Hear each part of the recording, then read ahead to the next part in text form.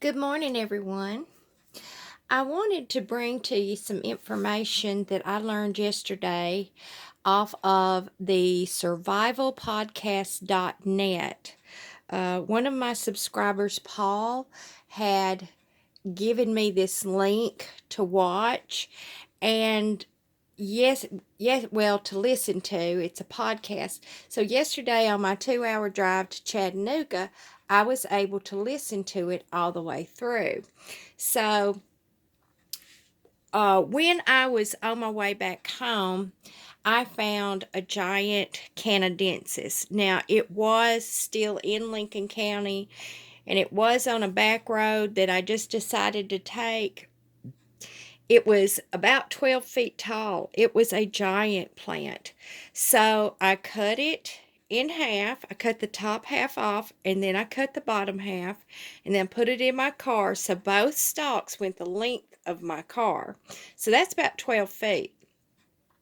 Then when I got it home, I cut the seed head off, and I laid it on the ground in the section next to the purple lactuca seeds that I had started sowing that I got from Mark in Arizona.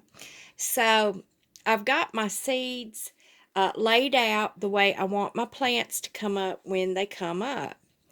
Now, cutting this plant up was terribly difficult, but I've got everything in it. And as you can see, there are some very large stalks in there.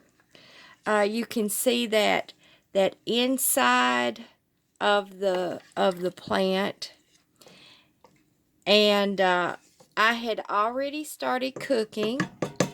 Now, what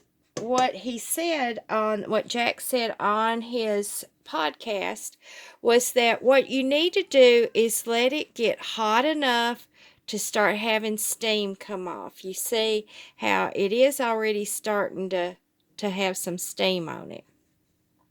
And then you're going to cook it for about an hour, maybe a little longer. Now, he also explained very well how we need to put alcohol over the plant first. It releases the chemicals. So I've already put some vodka over it. He suggests a mix of vodka and grain alcohol so that you get the highest concentration of percentage of alcohol that you can get. Now, I also used one of those little bottles that I got of the moonshine. Let me get it out. I used the apple pie.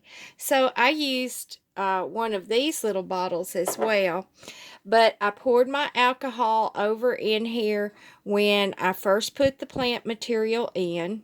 And then I have turned the heat up. I actually need to turn it up a little bit more. I've already cooked it about 45 minutes. I'm really wanting it to go longer because I do want a very dark liquid concentrate. Now, that's called a decoction. I've learned my correct language on that. So then once it gets up to steam coming off, then we're going to put our lid on, because that's going to hold all the chemicals in. Now, I had not been doing that. So I'm hoping that this will be my strongest decoction yet. And I'm using my big tall pan here. And if you want to learn some amazing information, you should listen to Jack Spirko's podcast. You go to the survivalpodcast.net, and then this particular episode was 1769. But you can go into the search engine and type in herbal right there on his page, herbal, and there are several podcasts that come up that are very informative that I will also be listening to. But this 1769 podcast told how to make salves, about oil infusions and how to avoid botulism, how to do tinctures, how to do the decoctions. He gave a lot of information about his favorite plants to use, and um, and elements about herbal medicine making that were so clear and so precise. I have never heard or seen anything like that. Everything else tends to try to be in terminology that is not readily understood by a layperson, someone who has not been to an herb class or has herbal certification.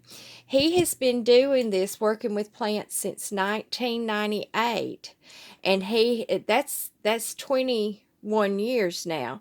So he has worked out, and he's kind of a genius.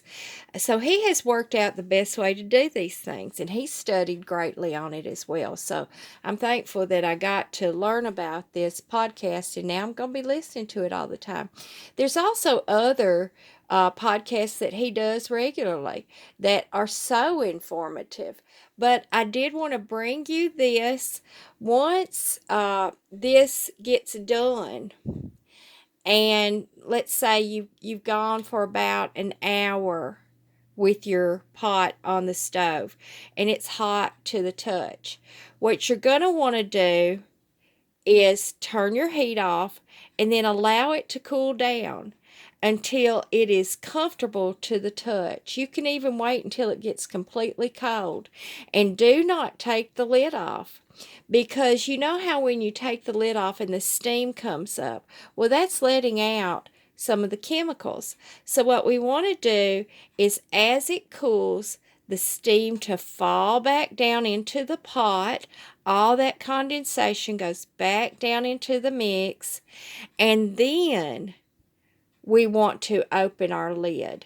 But it's got to be cool to the touch, even cold. If you want to put it in a refrigerator and let it go even quicker, he said that's perfectly all right. So this is a little short video. I've had to redo this one 3 times because I got stuff mixed up. I was so tired when I got in last night. So if you would want to increase your learning about herbal preparation, check out the survivalpodcast.net episode 1769, and I'm going to put a link to that down in the description. So it's been raining around here. I don't know if we'll have any more videos today, but who knows. So until next time, God bless you all.